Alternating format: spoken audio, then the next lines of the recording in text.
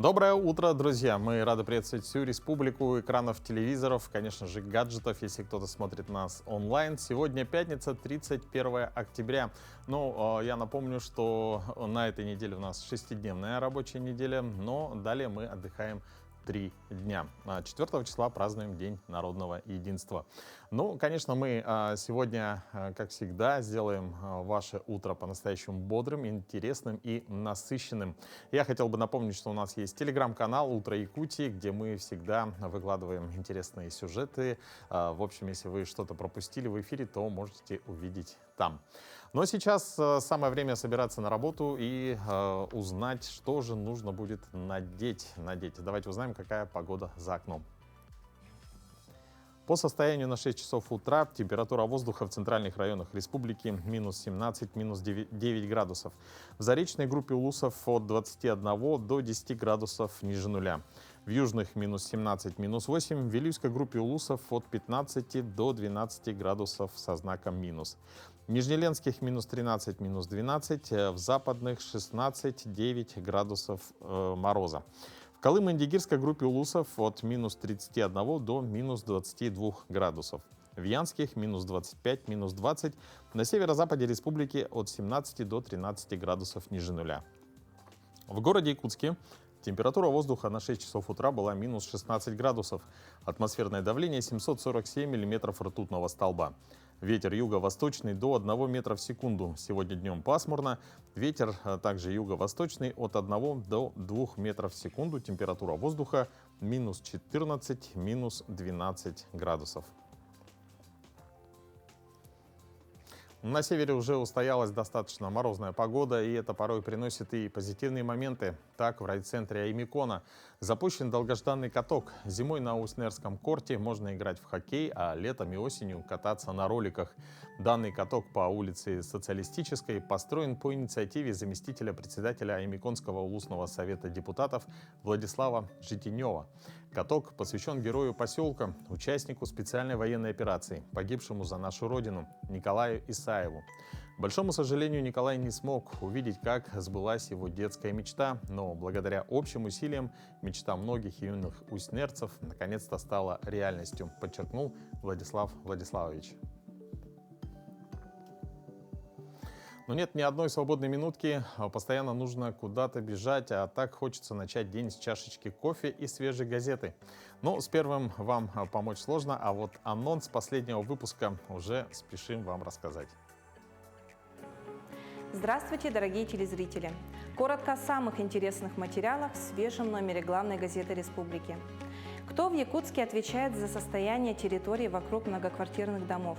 И как сделать так, чтобы дорога к дому не была похожа на полосу препятствий? Есть два варианта решения этой проблемы, и об этом читайте в рубрике «Столица». В юности он играл в футбол, а после армии работал трактористом, бульдозеристом, экскаваторщиком. Все изменилось, когда на СВО погиб его напарник. Боец с позывным Тор рассказал о том, почему он решил принять участие в спецоперации и что помогло ему выжить на передовой.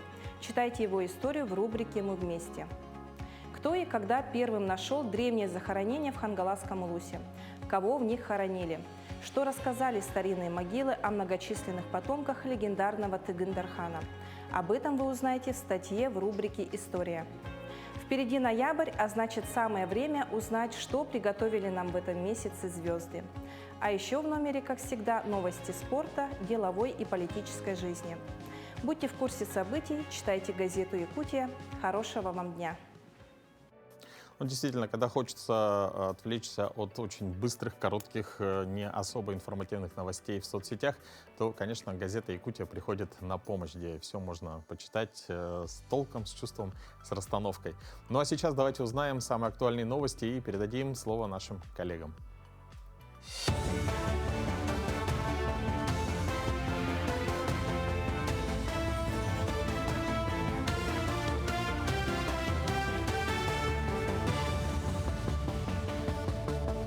Приветствую, коллеги и телезрители. Я расскажу о самых заметных событиях к этому часу.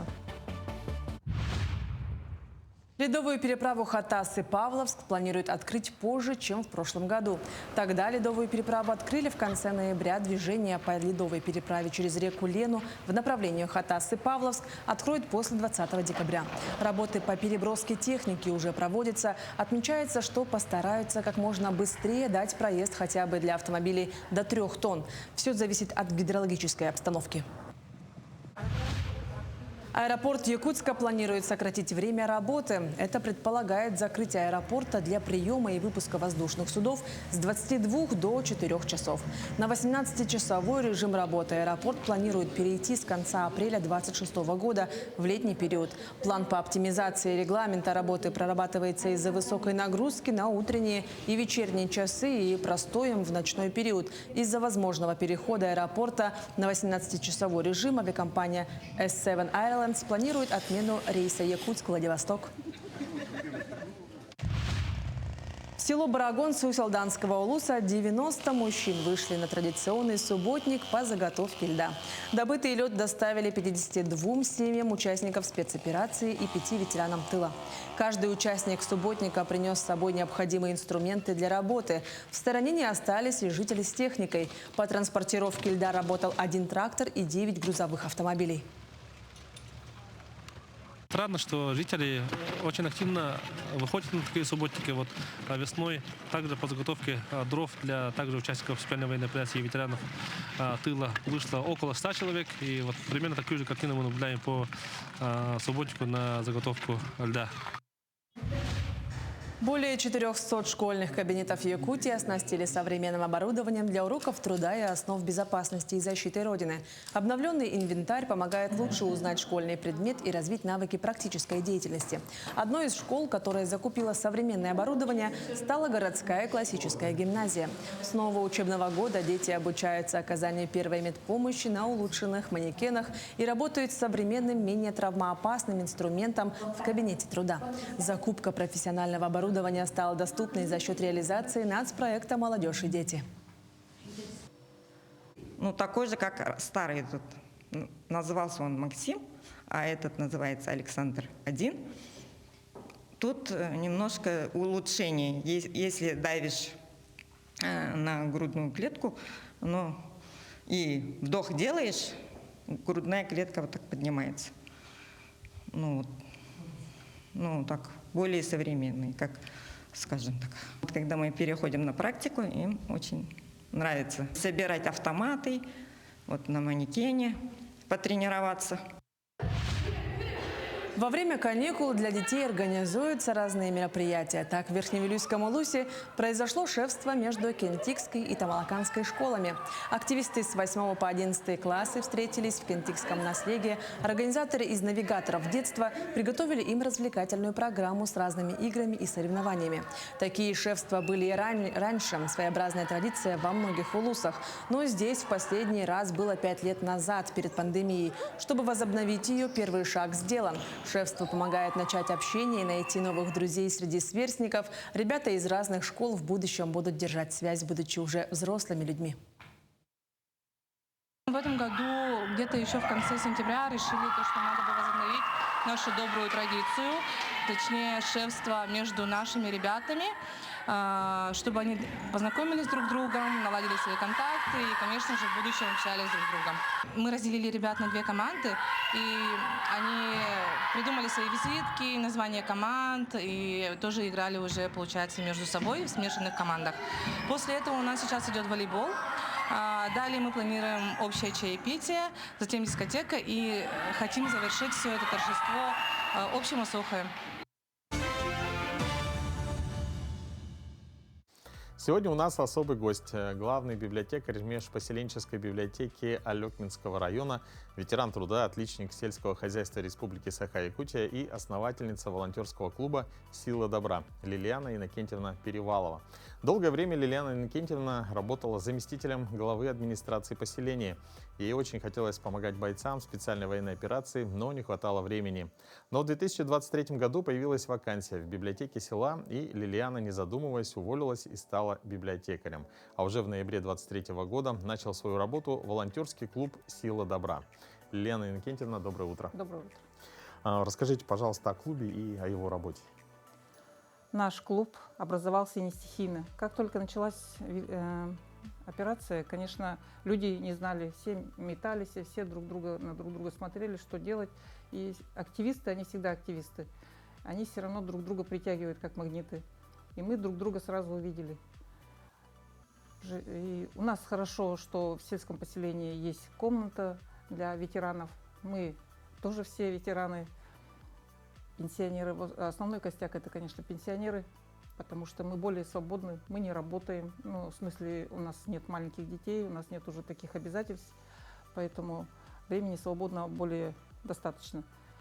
Собираемся, шьем, вышиваем. Вначале, конечно, была так сумбурная такая работа, потом уже более налажена. Мы общаемся с другими штабами, все друг другу помогаем. Люди не мобильные сидят, которые дома, они тоже хотят этим заниматься, тоже хотят приносить помощь. Поэтому мы выкраиваем, разносим по домам. Среди наших рядах есть социальный работник, она ходит по домам, по одиноко проживающим, и получается, вот она им разносит, и тем самым мы социальную работу тоже делаем.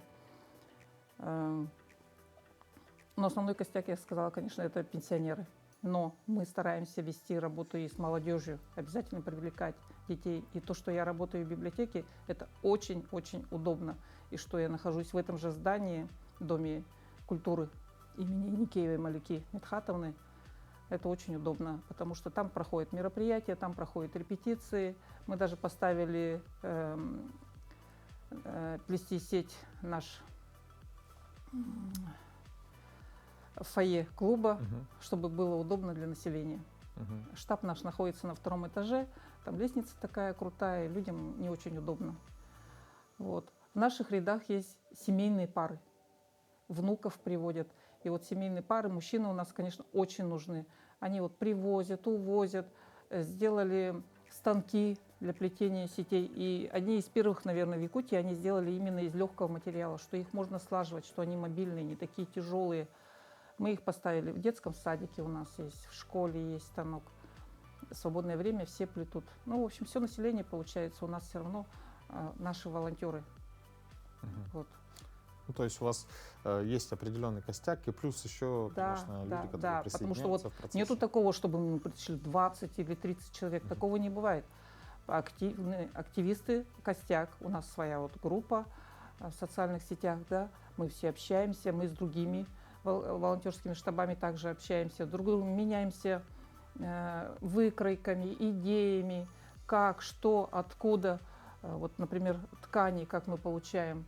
Вначале мы все, Валберис такая, да, у нас интернет-магазин, очень даже хорошо было, там цены такие приемлемые, доставка такая быстрая, но кому война, а кому мать родна. И цены взлетели очень даже. Особенно, получается, доставка стала платная, да, и, ну, не по карману, потому что не секрет, мы не государственная организация, мы волонтеры, и поэтому мы существуем за счет средств жертвователей, пожертвователей, да, а это в основном у нас активная часть населения, конечно, это пенсионеры. Вот. Ну, какие-то либо организации помогают финансово? Конечно, организации тоже помогают. Ну, вот, например, у нас есть о дороге Алекмы Маковеев Дмитрий Дмитриевич, да, он нам подарил первый оверлок, потому что это самое первое, это очень ценная, она японская, она дорогая, она очень качественная. Спасибо ему большое, вот, пользуясь случаем, действительно, вот, огромное спасибо. Он передал через нашего главу Харбина Николая Николаевича. Николай Николаевич у нас частый гость, он уже и не гость получается, он постоянно у нас бывает, интересуется проблемами нашего клуба, ну и не только нашего, конечно, по району. У нас одних из первых в нашем районе опорный пункт в Ростове.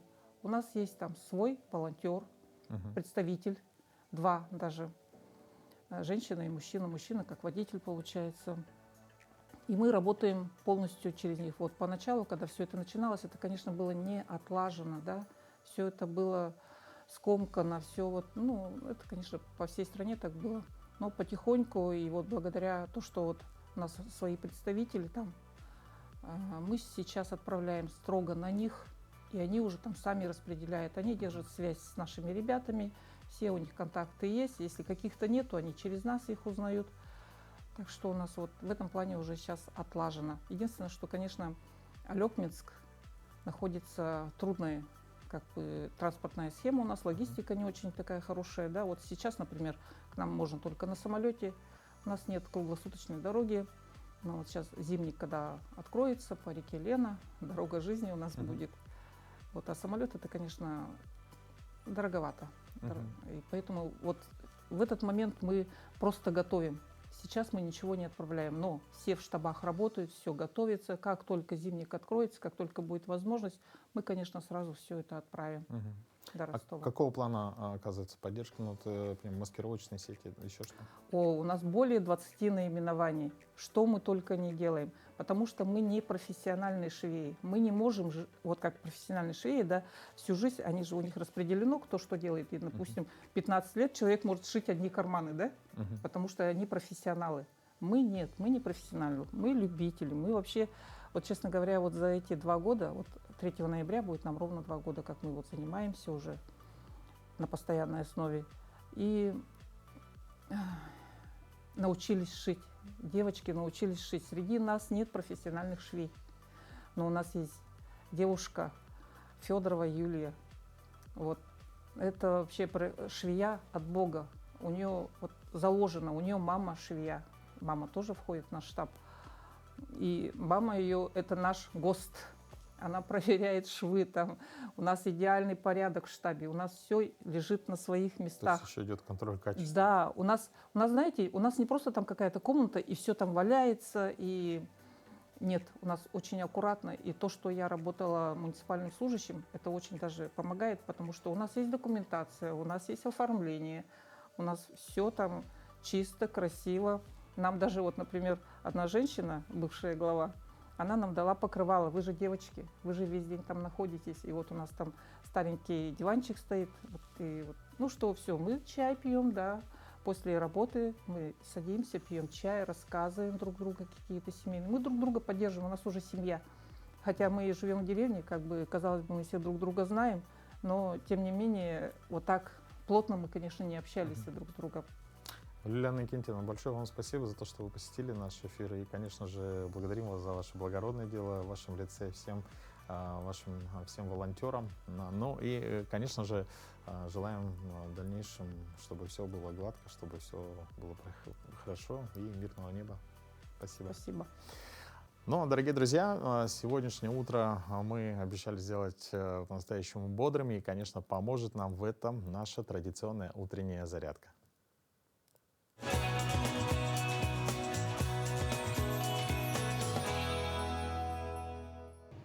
Всем доброе утро! Меня зовут Виктория, я фитнес-тренер. И сегодня мы с вами начнем утро с проработки нашего плоского животика и красивой талии. Первое упражнение, исходное положение, мы встаем на четвереньки. Ножки ставим шире плеч, животик хорошо втянут, пресс напряжен.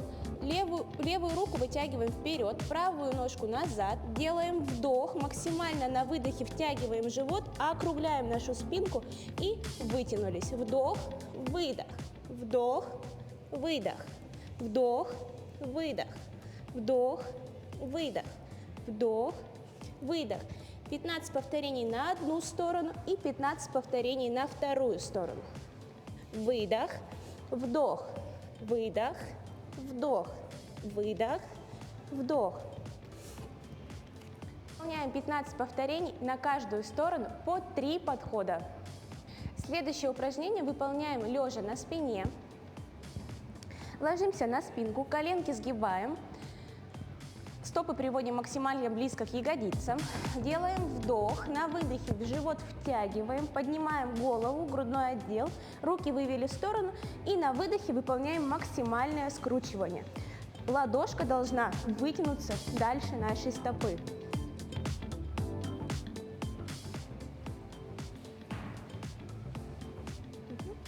Делаем таких 30 скручиваний по 3 подхода. Следующее наше упражнение будет планка-домик.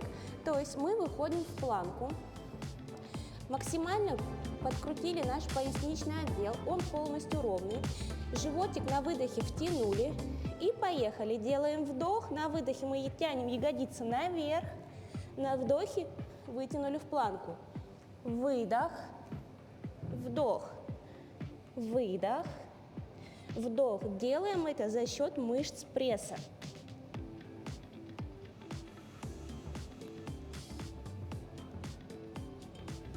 Выполняем таких 15 повторений по 3 подхода. Следующее наше упражнение будет складочка. Мы садимся на ягодички. Более легкий вариант можно сделать опору руками. Коленочки подтягиваем к груди, спинку округлили, сделали вдох. На выдохе мы вытянулись. Выдох, вдох, выдох, вдох. 15 повторений по 3 подхода. Более сложный вариант, когда мы руки выводим сбоку от корпуса. Выдох, вдох, выдох, вдох.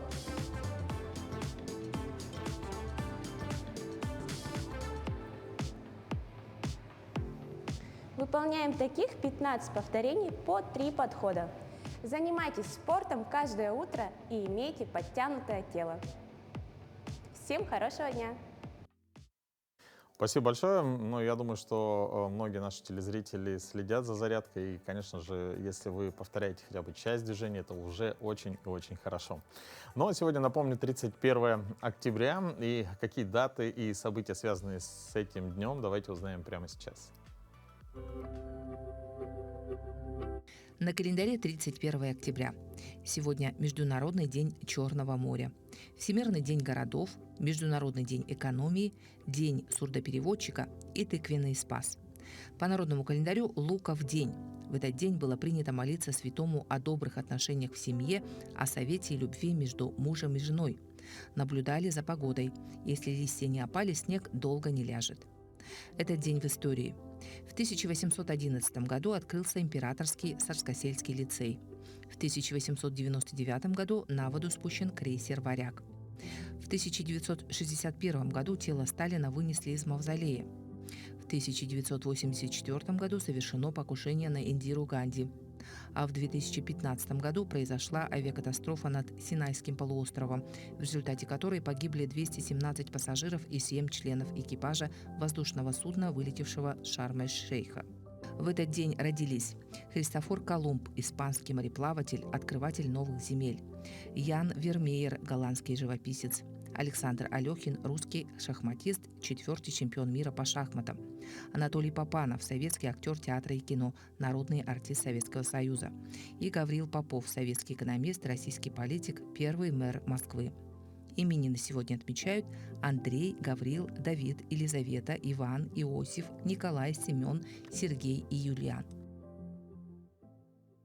Да, важно помнить даты и события, так как это часть исторической памяти, которая связывает человека с прошлым, помогает понимать настоящее и строить будущее. Многие из нас хранят в себе частичку прошлого, семейные реликвии. Это те предметы, которые передаются из поколения в поколение, связывая нас с нашими предками и напоминая о том, откуда мы. А вот раритетные автомобили, ретро-автомобили — это память и история, которая отражает эволюцию автомобильной промышленности и культуру прошлых эпох. Такие машины представляют собой временные капсулы, которые помогают вернуться во времена, когда автомобиль был не только средством передвижения, но и символом статуса и престижа. Вообще хотелось бы сказать, что у Советского Союза было очень много, как бы странно это ни звучало, в условиях отрицательной современной американской повестки, да, очень много общего с американским автопромом. В частности, с компаниями Ford, да, в Якутии, который это был Ford. В 1927 году начали поступать оригинальные американские тракторы Fordson. Возьмем М-ку знаменитую, да, это тот же Ford, но переделанный под советский, скажем так, автопром. В условиях войны была такая штука, ленд-лиз. Вспомним Студебекер, вспомним аэрокобры, те же, да, Бостоны, которые поставлялись массово. Вся техника, которая поставлялись по ленд-лизу, по условиям договора, вывозилась обратно в Америку в любом состоянии. В состоянии металлолома, в рабочем состоянии, там, по винтикам, по деталям и так далее.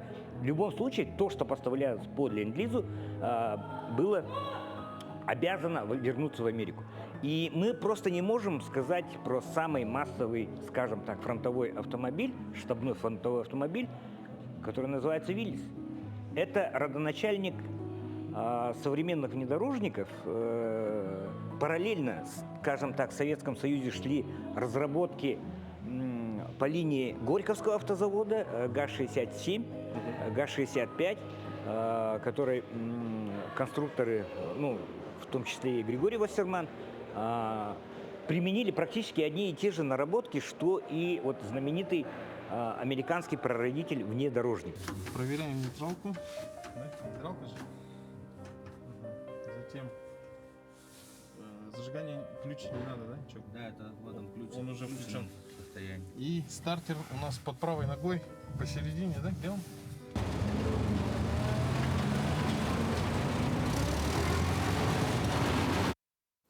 Да, на самом деле до сих пор под впечатлением прокатился и на Виллисе, и на ГАЗе. В общем, подробности можете посмотреть в одном из ближайших выпусков передачи «Испытано на себе». Но мы продолжаем, и каждый город имеет интереснейшую историю. Каждая его улочка, дом, закоулок, порой эта информация не является общеизвестной и владеют ею лишь некоторые люди. Чтобы лучше узнать место, где человек находится, увлекательно и познавательно провести время, а также получить положительные эмоции и впечатления, стоит отправиться на экскурсию по городу. История города стала модной, говорят в обществе, и порой для этого прибегают к очень интересным решениям. На необычной экскурсии по Якутску побывала наша коллега. Je m'appelle Kenali Thierry, je suis étudiant en 4e année de Soufou et je vais vous raconter l'histoire de la Sakoti aujourd'hui. Знакомство с городом можно начать с карты или учебника, а можно присоединиться к пешей экскурсии, где гидами работают студенты. Так, в столице уже несколько недель реализуется проект «По следам Якутска». Его уникальность в многоязычном формате, когда история города оживает на русском, якутском, французском и кыргызском одновременно. Эти экскурсии – возможность не только узнать историю города, но и погрузиться в языковую среду. Для многих гостей это становится приятным бонусом – послушать живую речь носителя и даже подтянуть свои навыки. Здравствуйте, ребята. Меня зовут Kenali Thierry, студент 4-й курс из Республики Бенин. Наша целевая аудитория, там есть изучающие французскому языку дети 5 класс и первый курсник, которые на французском учатся. Не только информация для старых городов, а мы хотим тоже, чтобы они практиковать свой язык, потому что изучить французском язык, это теория, это другой, а практика это тоже другой. И мы тоже хотим, чтобы они начинали уже практиковать на французском языке. Чтобы готовить гидов такого уровня, нужна особая образовательная среда. Где учатся эти ребята и как учебные проекты превращаются в настоящие экскурсии? В рамках учебной практики студенты совместно с нашим индустриальным партнером подготовили экскурсии по старому городу. И впервые в истории проекта экскурсионные маршруты зазвучали на разных иностранных языках. Как оказалось, главными ценителями этих экскурсий становятся не только гости города, но и давно живущие здесь люди. И в последнее время наблюдается такая тенденция, что в наших таких экскурсиях городских все больше участвуют местных жителей, что сами начинают понимать свой город, какие-то места узнавать, достопримечательности. А для иностранцев, конечно, и для иногородних это в первую очередь входит в их стандартные какие-то маршруты. Сегодняшняя экскурсия для меня была очень увлекательной. Было необычно послушать о таких местах, где мы всегда бываем. Старый город — очень известное место для нас, и мы историю не раз слушали. Но сегодня было довольно-таки интересно, потому что мы слушали о них на иностранном языке. И хоть мы большинство не поняли, 80% стало, потому что на французском языке, на кыргызском, а кыргызский чуть более-менее родной язык, поэтому 10% удалось понять. Но в целом экскурсия мне очень понравилась. Узнать Якутск с новой стороны и услышать его истории на разных языках можно до 5 ноября. Для студентов это бесценный опыт, а для гостей и жителей города – уникальная возможность. Проект «По следам Якутска» доказывает, что настоящий туризм начинается с открытости и желания делиться. Милона Полушкина, Семен Семенов, Якутск. Как говорил Аристотель, движение – это жизнь, а жизнь – это движение, будь то прогулка по городу или профессиональный спорт.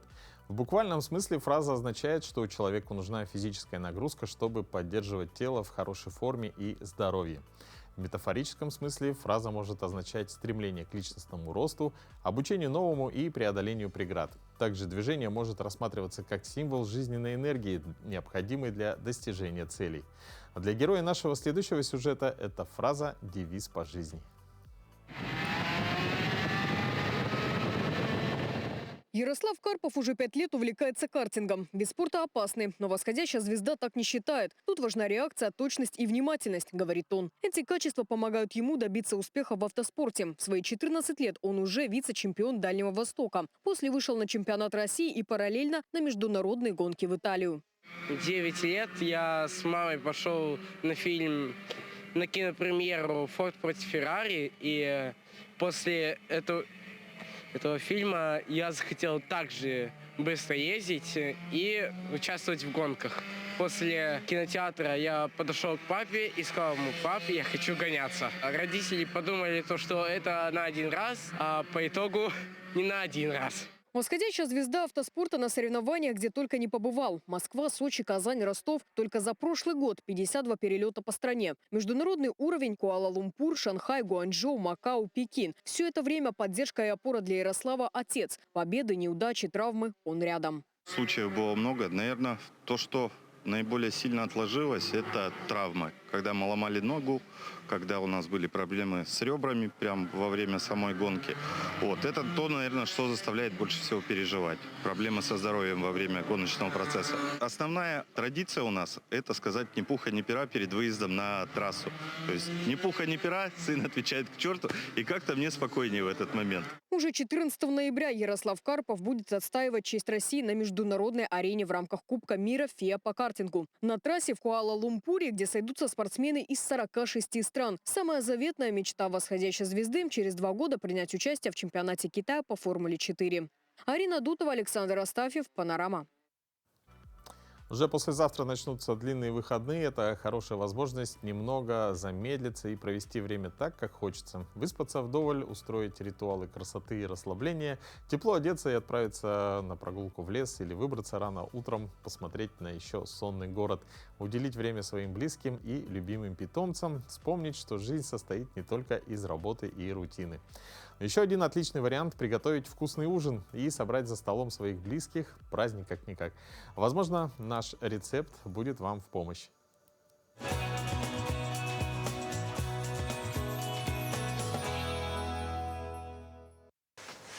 Доброе утро.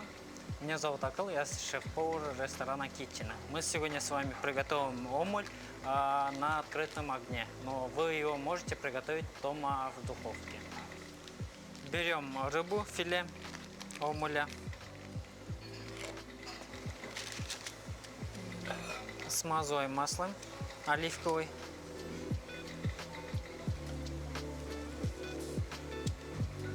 солим обязательно,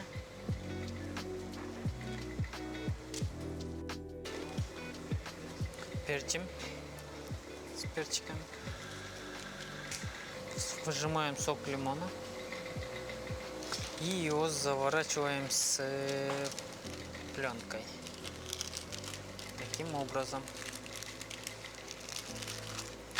Заворачиваем в фольге.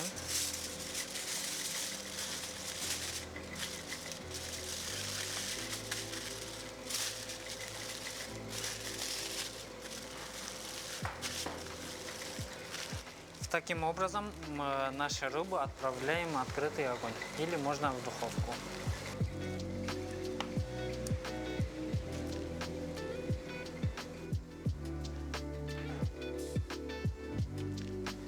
Пока готовится наша рыба в печи, мы приготовим необычный соус грибной. Режем лук.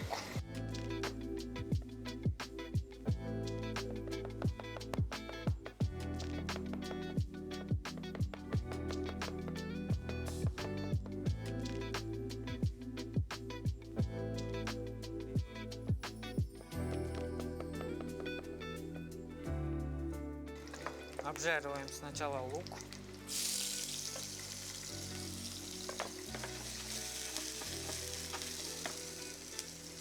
сверху грибы.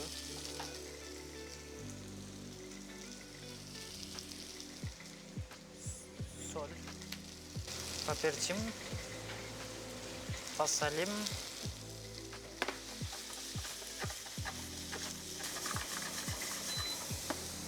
Сливки.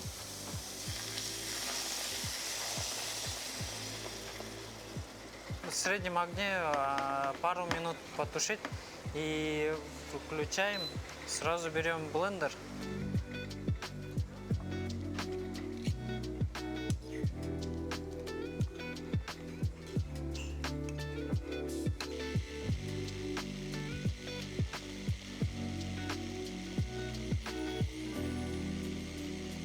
Прошло 5 минут, рыба в печи готова, и мы начинаем его сервировать.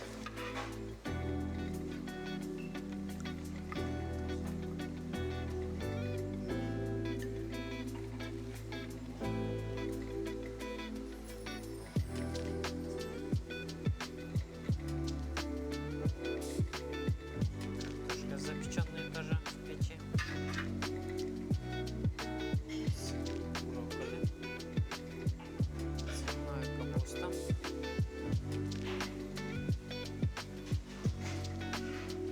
Все это поливаем с грибной соусом.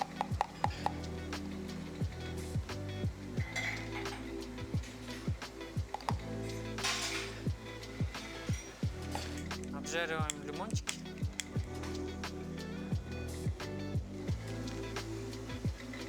Украшаем с лимончиком.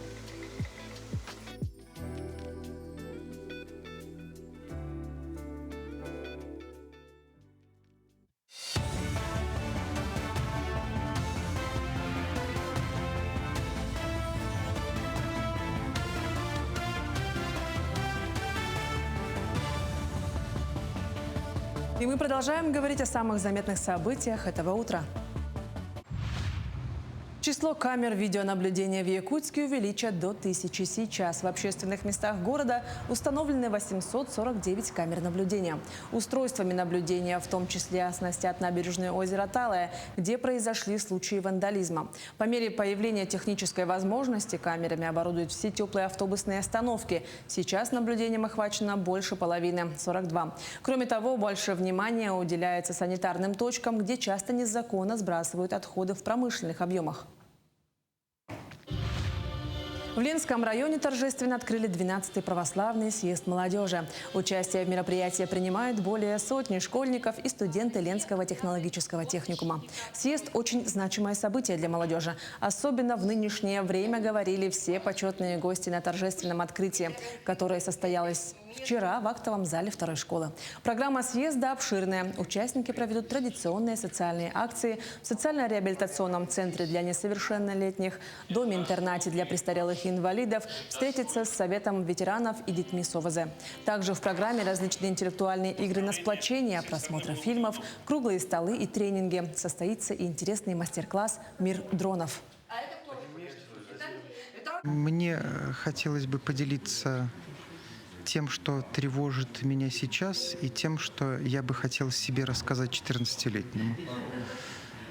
Потому что какие-то вещи ты открываешь методом пробы и ошибок, и чаще всего довольно болезненных ошибок, и жалеешь о том, что тебе раньше, тогда в 14-16 лет не рассказали.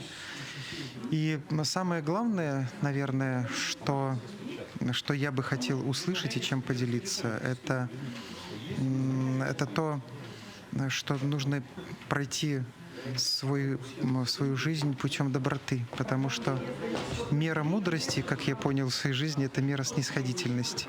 Добрым человеком быть очень тяжело. В Нюрбинском районе Якутии состоялась презентация новой книги «Памятники города Нюрба». Издание, подготовленное отличником просвещения России и отличником образования республики Марией Капустиной, призвано способствовать патриотическому воспитанию. В создании книги приняли участие ученики школы номер 2 города Нюрба, которые провели обширную исследовательскую работу. Собрав сведения о более чем 75 памятниках города, издание призвано укрепить связь поколений. над этими книгами работали не только я, но и ученики, которых я учила, и родители учеников. И в этом году вот над этой книгой тоже ученики работали. И было очень много помощников. Так что я очень рада. Но работать над этой книгой было одно удовольствие, потому что материалов было очень много. Во Владивостоке торжественно открылся Всероссийский хоровой фестиваль и конкурс «Третья Дальневосточная хоровая олимпиада» – одно из самых ярких событий музыкальной жизни региона. Уже третий год подряд площадкой для творческого форума становится Дальневосточный федеральный университет, где собираются лучшие вокальные коллективы страны. В этом году олимпиада вышла на новый уровень. Фестиваль впервые получил статус международного. К российским хорам присоединились участники из Китая. В течение 4 дней более 90 коллективов со всех уголков страны будут состязаться в мастерстве исполнения. Участников ждут творческие встречи и мастер-классы с известными дирижерами, хормейстерами и композиторами. Примечательно, что на фестиваль прибыло более 4 делегаций из Якутии. Мы узнали об этом в начале года и целенаправленно и планомерно готовились к Олимпиаде. Мы исполняем 4 произведения классических, и в том числе на тему, посвященную Великой Отечественной войне. Хотелось бы увидеть уровень исполнения других коллективов, любительских, а также познакомиться со многими, наладить контакты и, возможно, даже потом какие-нибудь коллаборации будут. Такими были новости к этому часу. Всего хорошего и до встречи в эфире.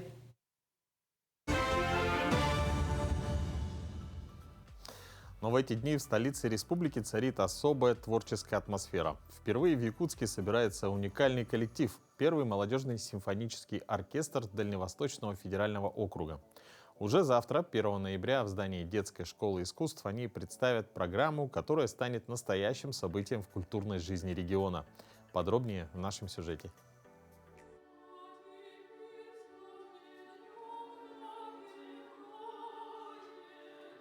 Идея собрать талантливую молодежь со всего Дальнего Востока родилась благодаря первому международному конкурсу-фестивалю музыкального исполнительства «Симфония добра», который состоялся прошедшим летом в Якутске. Создание молодежного симфонического оркестра Дальневосточного федерального округа – очень знаковое событие. Это не просто оркестр, а настоящее творческое сообщество, платформа для профессионального роста одаренных студентов. Это у нас такой первый опыт. Мы, конечно, переживали, волновались, но целью конкурса стало создание именно молодежного симфонического оркестра, который дальнейшая цель его и задачи – это, во-первых, пропаганда произведений композиторов регионов обязательно. Во-вторых, это, конечно, обмен культурным опытом между регионами, налаживание связей и отношений между регионами.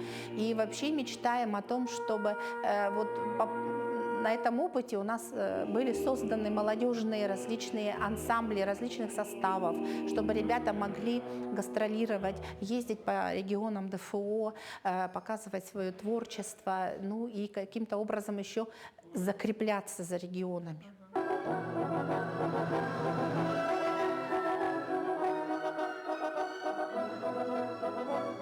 В оркестр вошли 70 музыкантов из 9 регионов Дальнего Востока. Это студенты ведущих музыкальных учебных заведений, обладатели гран-при и лауреаты симфонии добра. Лучшие из лучших и прошедшие строгий отбор. Это невозобновляемые эмоции. Мы знакомимся с новыми людьми, с приезжими. Мы играем абсолютно с незнакомцами, но мы делимся опытом, обмениваемся полезной информацией, делимся о своих каких-то рабочих моментах, о учебе. Ну и, в принципе, знакомиться с музыкантами – это просто превосходно. В Якутии мне очень нравится. Во-первых, очень приятно работать с таким профессиональным коллективом. Я присутствовала на репетиции «Виртуозов Якутии», очень популярный ансамбль, о нем очень много слышала. И впервые увидеть их в работе было непередаваемо просто. Когда видишь, когда они между собой коммуницируют, очень яркий звук, прекрасная харизма. Получила непреодоленное впечатление. очень понравилось. Мы уверены, оркестр станет визитной карточкой не только Якутии, но и всего Дальневосточного федерального округа. Надеемся, проект будет жить и развиваться. А 1 ноября – это только первая, но такая важная глава в его истории. Катерина Винокурова, Аэлита Махно, Якутск. 4 ноября 2025 года Национальная библиотека Республики Саха-Якутия проведет ежегодную акцию «Ночь искусств-2025», посвященную Дню народного единства, который пройдет под девизом «В единстве культур – сила народа». С 16:00 до 20:00 главная библиотека Якутии станет площадкой диалога и взаимодействия для тех, кто увлечен искусством, культурой разных народов и стремится расширить свой кругозор и интересуется актуальными событиями. Подробнее об этой акции нам расскажет наша гостья, заведующая Центром библиотечно-информационного обслуживания Национальной библиотеки Республики Валентина Викторовна Илларионова. Доброе утро. Доброе утро. Расскажите немного об истории этой акции, как возникла инициатива и с какого времени она проводится. Ну, «Ночь искусств» — это всероссийская акция, она направлена на привлечение внимания к культуре и искусству. Проводится она не первый год и не второй год, а берет свое начало с 2013 года. Проводится она по всей стране, во всех учреждениях культуры, а это десятки тысяч учреждений, то есть это и театры, и музеи, и галереи, ну и, разумеется, библиотеки. В этой акции есть идея, то есть показать нашу богатую культуру, разнообразие направлений и вообще показать, насколько, какую большую роль играет в жизни каждого человека учреждение культуры. А что вот касается нашей библиотеки, то мы к этой акции присоединяемся ежегодно и проводим ее всегда в один день, это в День народного единства, 4 ноября. Замечательно. А есть ли какие-то особенности проведения Ночи искусств вот в этом году в сравнении, например, с предыдущими годами? Ну, мы всегда стараемся для наших читателей подготовить нечто особенное. Это всегда интересные выставки, это полезные лекции известных ученых, деятелей культуры. Мы приглашаем музыкантов, артистов, организовываем интерактивные площадки, квесты, викторины, конкурсы. Ну, мы понимаем, что такое мероприятие, оно должно быть максимально и одновременно быть полезным, интересным. То есть мы создаем такую атмосферу праздника, да, где наполняем ее творчеством, вдохновением. Ну, я, наверное, отмечу литературное кафе наше, да, которое очень приглянулось нашим читателям. И мы в этом году его дополняем его мастер-классами. Этот блок мастер-классов мы назвали «Готовит библиотекари». То есть мы всех участников этой акции приглашаем на наши мастер-классы научиться готовить якутские национальные блюда. Это будет кёрчик, это будет саламат. Мы будем учиться красиво резать рыбу, да, строгать ее, и как правильно готовить карася. Но будут и другие мастер-классы, не относящиеся к питанию, к кухне. Мы будем учить наших читателей жонглировать мечами, как настоящие циркачи. Мы будем делать красивые украшения. И будет еще один очень интересный мастер-класс от Национального архива. Это чтение старинных архивных документов. Ну, я думаю, что любой посетитель нашей акции, он найдет для себя что-то по душе и вынесет что-то для себя новое и интересное. Да, действительно, особенно, ну, очень интересно то, что есть кулинарные, да, моменты, то есть от жонглирования, чтения до кулинарии. Скажите, вот как Ночь искусств способствует популяризации культуры и искусства в России, на ваш взгляд? Ну, она действительно помогает, поскольку это все-таки такая доступность, да, это бесплатные мероприятия. То есть нашу акцию могут посетить огромное количество людей. Да, и всегда это обширная программа, которая включает разнообразные жанры, форматы. Да, то есть мы привлекаем самые разные категории людей. Ну, для молодых талантов это всегда такая, знаете, площадка, где они могут продемонстрировать и презентовать свои таланты, проекты. Ну, вообще такие общие мероприятия, да, вот, которые проводятся по всей стране, они все-таки нас объединяют и формируют такое единое культурное пространство. Такое движение некое.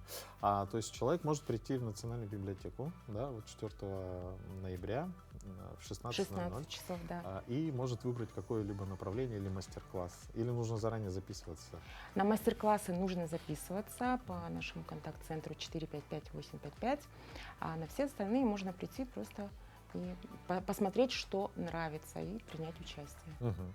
А в целом вы, допустим, открыты к предложениям, например, что человек творческий, пришел, может, предложение, ну, ему понравится, например, и на следующий год он На может следующий быть год, тоже- да, мы можем его включить в программу.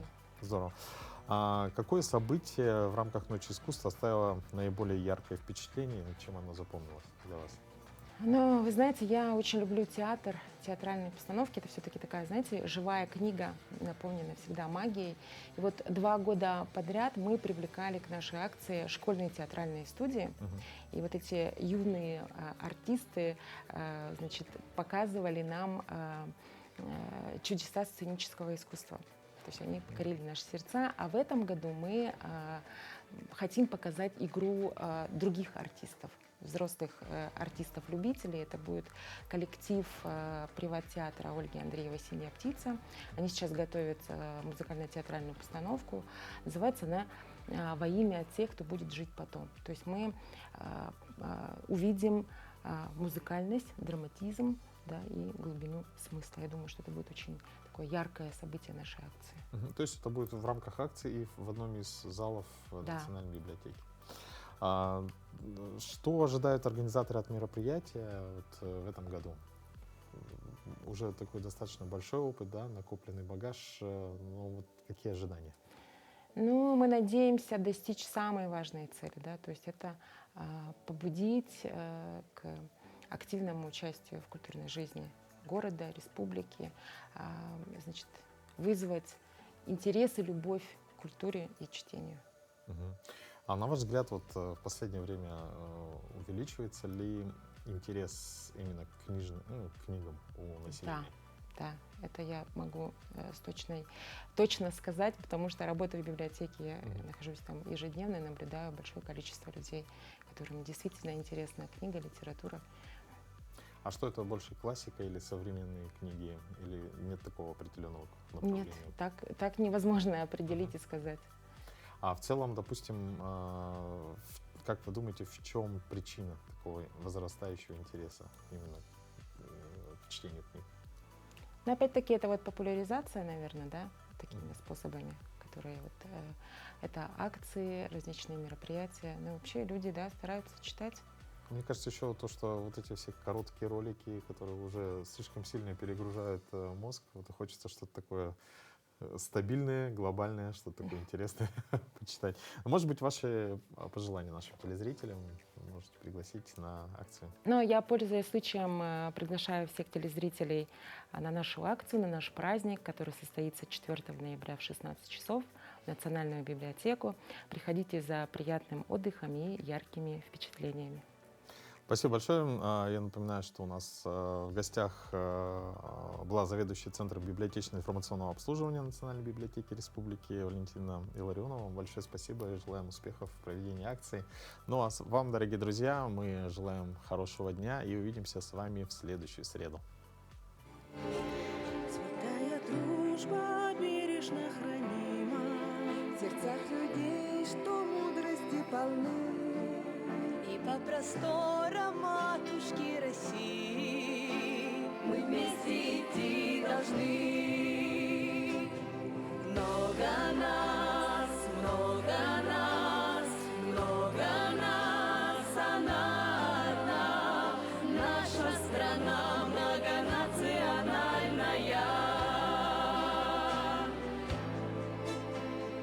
Наша Россия многонациональная. Мы все живем в стране гостеприимной, в домах печется вкусный теплый хлеб, и в хороводе праздничном едином поднимем наш общий герб. Много нас, много нас, много нас, она одна.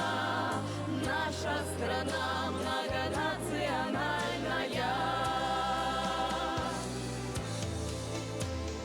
Наша Россия многонациональная.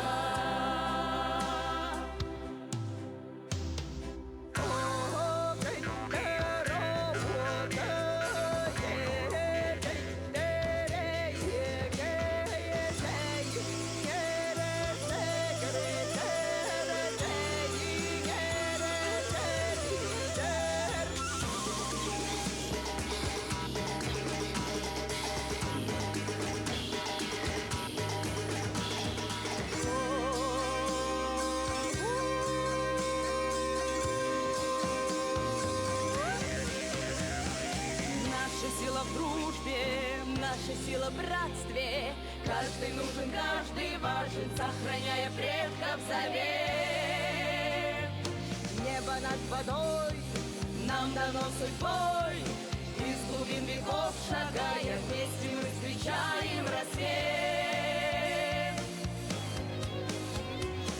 Много нас, много нас, много нас, страна одна, наша страна многонациональная. Наша Россия многонациональная.